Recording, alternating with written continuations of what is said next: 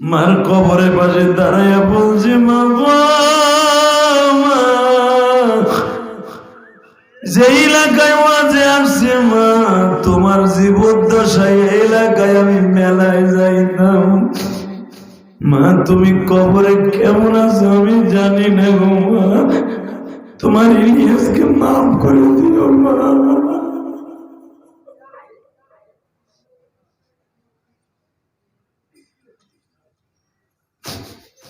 ও আমার তালবে আলিম বাবাজিরা, এই যে দেখো শরীফুল হক আব্বাসী, ওর মায়ের মৃত্যুবার্ষিকী যেই তারিখে হয় তখনও একটা পোস্ট দেয় মায়ের কবরটা টার্গেট করি। কত বছর হয়ে গেল মা বলে ডাকি না মা রে মা।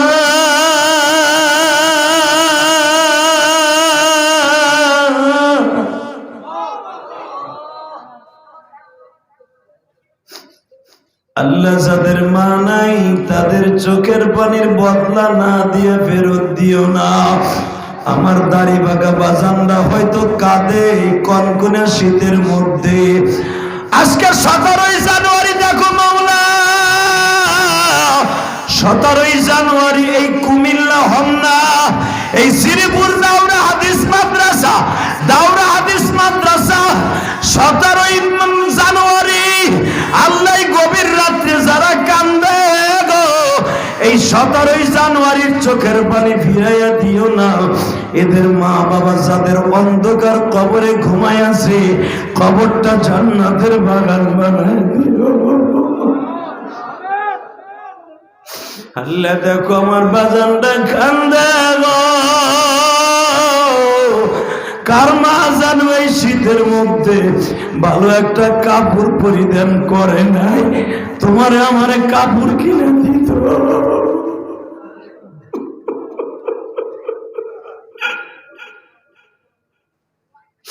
তোমার বাবা জীবনে ভালো একটা পাঞ্জাবি জামা পরে নাই, তোমারে আমারে ভালো ভালো সোয়েটার কিনে দিও। আজকে মাটির ঘরে ঘুমাই রইছে, আল্লাহ যাদের বাবা মা কবরে, কবরটা জান্নাতের বাগান বানায় দিয়া। আল্লাহ তুমি কবুল করো, জোরে কেন আমিন। আরো জোরে বলো আমিন। কষ্ট হইতেছে বাবা, তাহলে একসাথে বলতে হবে, আমি যদি পারি আমার মায়ের জন্য 4 কোটি টাকা খরচ করে মসজিদ বানাইতে, 30টা সেকেন্ড এমন কেউ আসো মুনাজাত করার আগে একটা যুবক এই ময়দান ছেড়ে যাবে না, আমার সাথে ওয়াদা দিবা, যদি আমি জান্নাতে যাই তোমার থুয়ে যাব না। কে কে রাজি আছো? দেখে আল্লাহকে হাত তুলে দেখাবো। উঠান উঠান উঠান, হাত উঠান, উঠাও। মুনাজাত না করে কেউ যাব না ইনশাআল্লাহ, ইনশাআল্লাহ। এই রাত 11:30টার সময় যারা ওয়াদা দিবেন, আমি আল্লাহকে সাক্ষী রেখে বললাম এই মাদ্রাসার জান্নাতের টুকরা, এই মাদ্রাসাকে সাক্ষী রেখে বললাম এই চেয়ারম্যানের সভাপতিকে সামনে দিয়ে আপনার মা বাবা কোনোদিন জাহান্নামে চলবে না, চলবে না ইনশাআল্লাহ বলেন ইনশাআল্লাহ। যদি আপনার কোনো আমলে আপনার মা জান্নাতে থাকে, আপনার বাবা জান্নাতে থাকে, কেন করবেন না ভাই? মা বাবার সৎ সন্তান কোনোদিন মা অসুস্থ হয়ে ঘরে পড়ে থাকুক এটা চায় না, ওই মা কবরে অসুস্থ হয়ে পড়ে থাকবে এটা কোনো সৎ সন্তান চাইতে পারে না। তো মুনাজাত না করে যাব না ইনশাআল্লাহ, ইনশাআল্লাহ। লাইলান এখানে মারিফা না নাকেরা, লাইলান মারিফা না নাকেরা। সুনির্দিষ্ট সময়কে বলা হয় মারিফা, আর নাকেরা অনির্দিষ্ট সময়কে বলা হয় নাকেরা। অনির্দিষ্ট সময় একটা রাতের কিছু অংশ, লাইলান মিনাল মসজিদুল হারাম ইলাল মসজিদুল আকসা।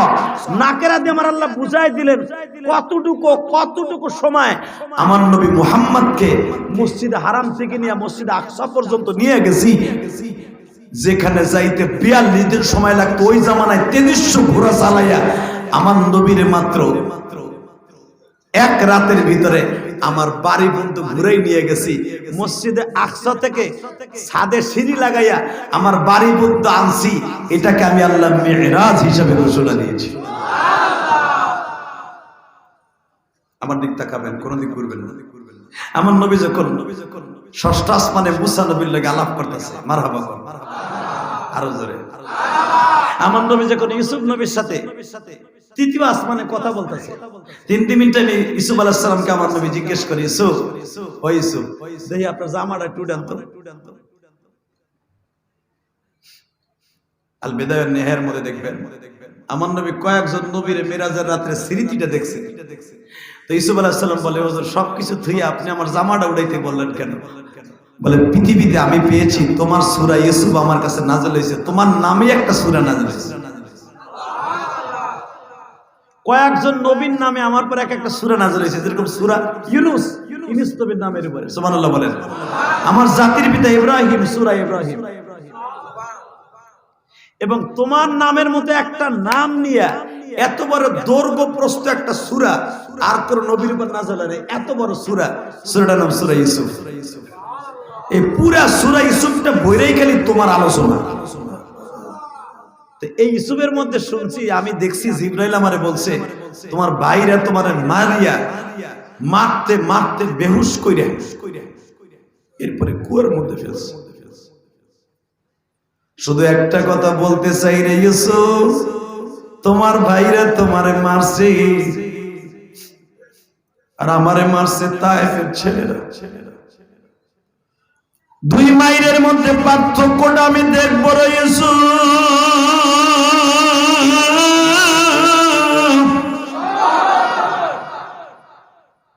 বাজান ইউসুফ পয়গম্বর কান্দার বলে, নবীজি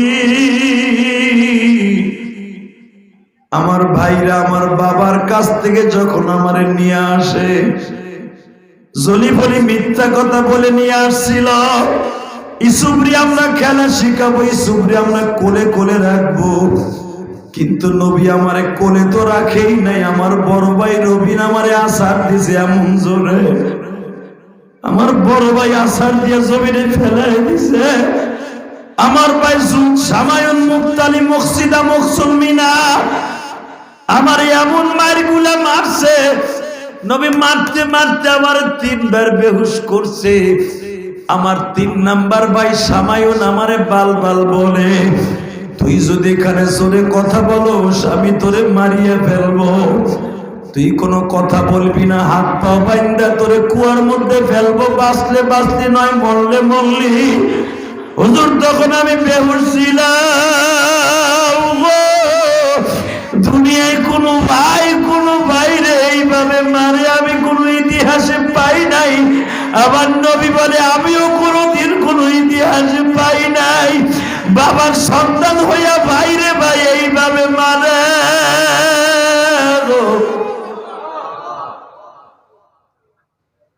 ইউসুফ তুমি এবার আমারে বলো, মায়ের খাওয়ার পরে তোমারে কুয়ার মধ্যে কে বাঁচাইছে?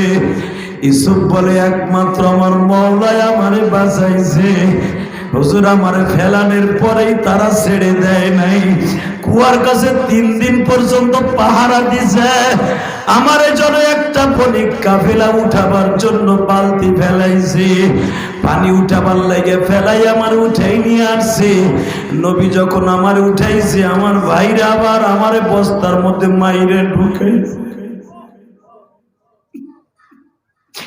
আমার সবচাইতে মনে পড়ে আমার একটা ভাই রবিন আর ইহুদা যখন 3 দিন পরে আমার 3 দিন পরে কুয়ার থেকে উঠাইছে বণিক কাফেলেরা, আমার উঠাইয়া যখন তারা নিয়ে যাবে, আমার ভাই রবিন আমারে বলে, আরে এবার ঠোঁট 2টা ঘুষাইয়া ফাটায় দেয়।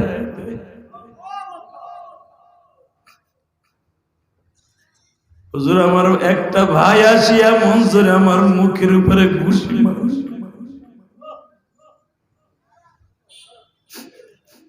এই যে দেখেন আমার ঠোঁটটা এখনো কালো হয়ে আছে। আমি যখন মিশরের বাদশাহ, কোরআনে আছে, নবী আপনি তো জানেন আমার ভাইরা যখন আমার কাছে মাপ চাইল, এই রবিন আমার সামনে দিয়ে ঘুরে আর কয়, ইউসুফ রে আমারে তুই জীবনে মাফ করবি না আমি জানি।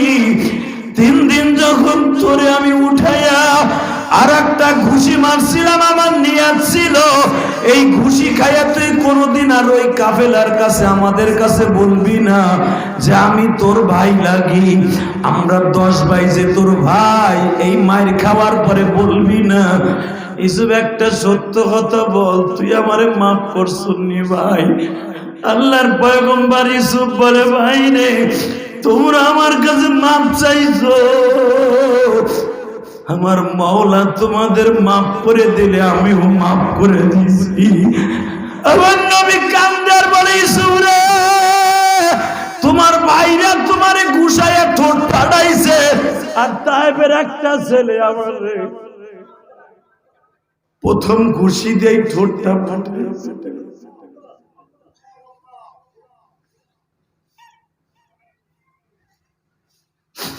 আল্লাহ দেখো আশিকি রাসূল গুলো কান্দে,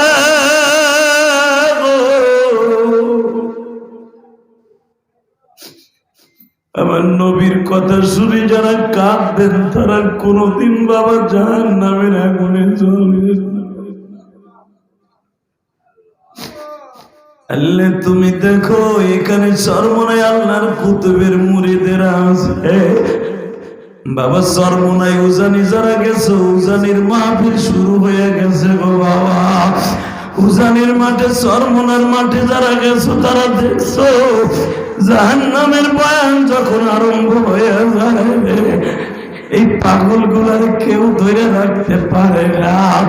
ও শুধু লাফাইতে থাকে আর মাওলারে বুঝাইতে থাকে, ও মালিক তুমি জাহান্নাম দিয়ে কি আমাকে জ্বালাইবা, 99টা সাপ দিয়ে কি আমাকে কামড়াইবা?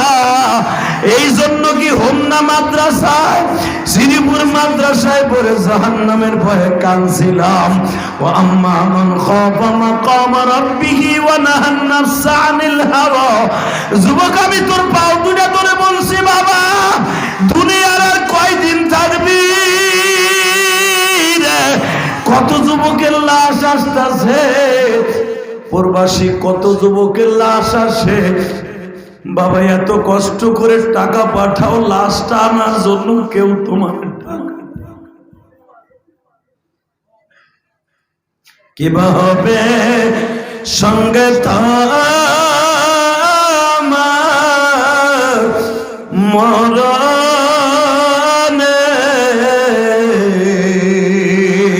কিবা হবে সঙ্গে তোমার কাফনে, কিবা হবে সঙ্গে তোমার অন্ধকার কবরে। আল্লাহ কয়ে জোরে একটা ডাক দান তো বাবা, জোরে একটা ডাক দান। আল্লাহ বলে ডাক দান, ডাক দান, ডাক দান, ডাক দান, ডাক দান, ডাক দান। কিবা হবে সঙ্গে তোমার মিজারে।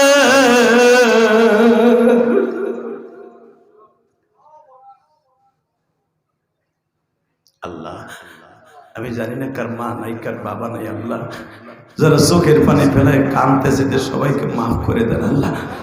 আল্লাহর কসম করে বলছি, আমার এক ভাই সৌদি আরব থাকে, চেয়ারম্যান সাহেব, এখানে আসার আগে সে বলে হুজুর আপনার মসজিদে, আপনার মাদ্রাসায় আমার শাশুড়ি 1000 টাকা দিচ্ছে।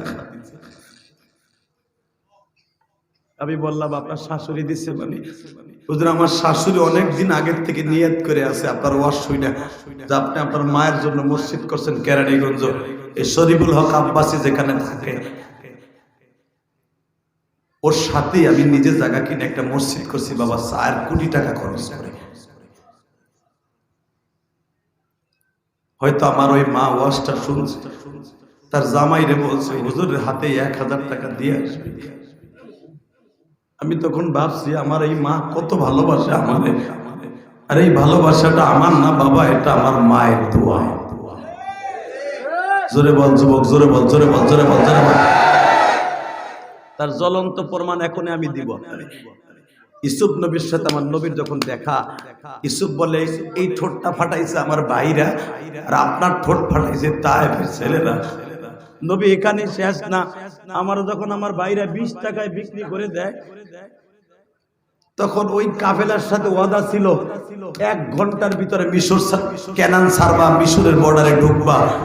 2 নম্বর শর্ত, এই গোলামকে আমাদের মিশরের বর্ডারের ভিতরে, কেনানের বর্ডারে থাকা অবস্থায় বস্তার গিট্টু খুলবা না। 3 নম্বর শর্ত, যত দ্রুত পারো তোমাকে দেশে ঢুকবা, তা না হলে কিন্তু তোমাকে অবস্থা খারাপ বানায় হেলাবো। আমরা 11 ভাই 10 ভাই, এখানে শেষ না। 4 নম্বর শর্ত দিছে, ও আমাদের বাড়িতে চুরি করে এই গর্তে ঢুকছিল। আমার ভাইরা আমার চোর বলছে, নবী আমারে মারছে, আমার কোনো দুঃখ নাই। আমার আপন ভাই আমারে বলে চোর। আমার নবী ইউসুফ আলাইহিস সালামের 2 গালে চুমা দিয়া কয়, মক্কার মানুষ আমার এর চাইতে জঘন্য গালি দিছে। নাউজুবিল্লাহ বলেন, আরো জোরে কোন। তখন আমার নবী মেরাজের রাতে ইউসুফ আলাইহিস সালাম রে একটা কথা জিজ্ঞাসা করছিল, যুবক এখন কানবি, পৃথিবীতে ইউসুফ নবীর মতো সুন্দর আমার নবী ছাড়া এত সুন্দর আল্লাহ পৃথিবীতে কাউকে বানায় না। ইউসুফ আলাইহিস সালামকে জিজ্ঞেস করে, ইউসুফ রে তোমার সবচেয়ে বেশি ট্রেজেডি ঘটনা কোনটা, সবচেয়ে বেশি কষ্ট পাইছো? ইউসুফ আলাইহিস সালাম বলে, নবী আমার যখন বস্তার মধ্যে ভইরা মালিক আমারে কিনে নিয়ে যাইতেছে মিশরে, তখন আমার মনটা কেন যেন বলতেছে যেখান দিয়ে আমার নিয়ে যাইতেছে সেখানে আমার মায়ের কবর।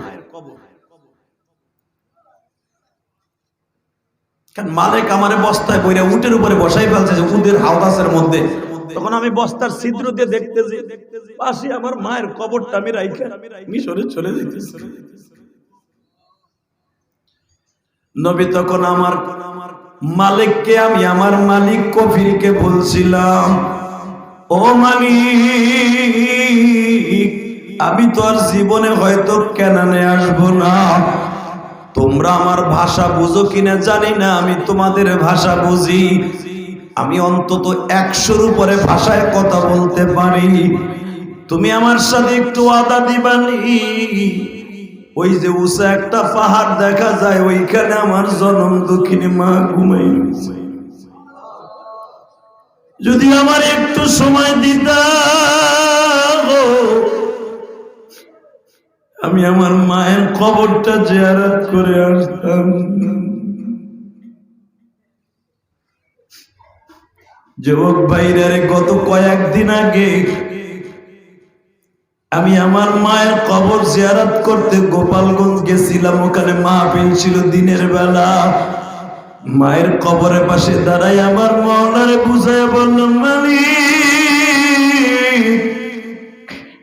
এই দুনিয়ায় যদি কেউ কষ্ট পায়, একটা বোন থাকলে বোনের কাছে বলে,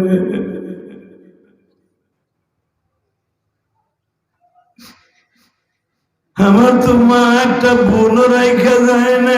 ও মা,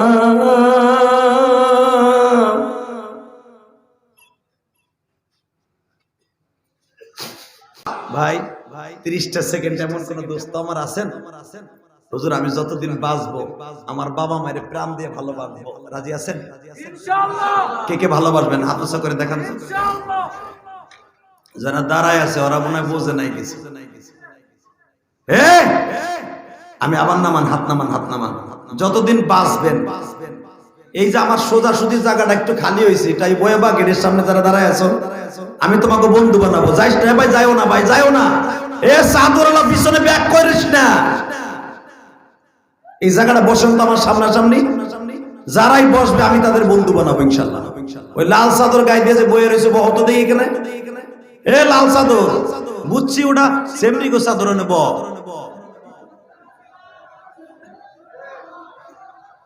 আল্লাহ কবুল করেন, সরকার আমিন। তাহলে একসাথে বলেন তো, মা বাবারে ভালোবাসবেন তো ইনশাল্লাহ? বাবা মার কাছে মাপ চাইবেন তো? মাঝে মাঝে মা বাবার হাত ধরে পাও ধরে মাপ চেয়ে নেবেন, যেন আল্লাহ আপনাকে কবরে ভালো রাখে। ইনশাআল্লাহ। 30টা সেকেন্ডে আমি যদি বলি 10টা লোক আমি এখানে চাবো, কালেকশন হয়ে গেছে, কালেকশন হয়ে গেছে। আমি জানি কালেকশন প্রধান বক্তা দিয়ে করে না, করার ইচ্ছাও আমার নাই, শুধু আমি কয়েকজন বন্ধু বানাবো। 30টা সেকেন্ড এমন কোন আল্লাহর ওলি আছেন কি? হুজুর আমার মা দুঃখিনী আজকে দুনিয়ায় নাই, আমার বাবাও আজকে দুনিয়ায় নাই, আমার মা দুঃখিনীর নামে, আমার বাবার নামে, যেই বাবা আমার জমি বেচা বিদেশ পাঠাইছিল, আমি আইয়ার আমার আব্বারে পাইনি, আমার বাবার কবরটা জান্নাতের টুকরা বানাবার জন্য, এই মাদ্রাসার এতিমখানার জন্য হুজুর আমার রক্ত বিক্রি করে হলেও 1 বছর সময় লাগাইয়া হলেও আমি এই মাদ্রাসার এতিম ছেলেদের জন্য 1 লক্ষ টাকা দিব। আসেননি কোন একটা লোক? বলেন তো 1 লক্ষ টাকা দিবেন? আমি ইলিয়াসুর রহমান জিহাদি যদি 4 কোটি টাকার উপরে রক্ত পানি করা পয়সা দিয়ে মসজিদ বানাইতে পারি, আমার মনটা কেন জানো বলে, কত সন্তান আছে বাবা মায়ের জন্য দিতে রাজি আছে, জীবনও দিতে রাজি আছে। 1 বছর সময় লাগাইয়া হলো একটা লোক বলেন তো হুজুর আমি 1 লক্ষ টাকা দিব, কে আছেন বলেন তো? বলেন কে দিবেন? 1 লাখ একজন বলেন না, একজন 1 বছর সময় লাগাইছি আমি, 10,000 20,000 5,000 করে দিয়ে দিয়া 1 লক্ষ টাকা আপনি দিবেন আপনার মায়ের জন্য। আমি জিহাদি বলে গেলাম, কারো মা মাপ না পাইলে আপনার মা মাপ পাবে। বলেন তো কে দিবেন? 1 লাখ টাকা। 1 লাখ। এ প্রবাসী, এ কলিজার ভাই আমার, তুমি আমার বন্ধু হয়ে থাকবা, বলো তো কে দিবে 1 লক্ষ টাকা? একটা দরুদি দরকার 1 বছর সময় লাগাইয়া, 2 বছর সময় লাগাইয়া 1 লক্ষ টাকা তোমার সন্তানকে আলেম বানাবার নিয়ত করে 1 লক্ষ টাকা এতিমখানা মাদ্রাসায় কে দিবে বলেন? 1 লাখ একটা লোক।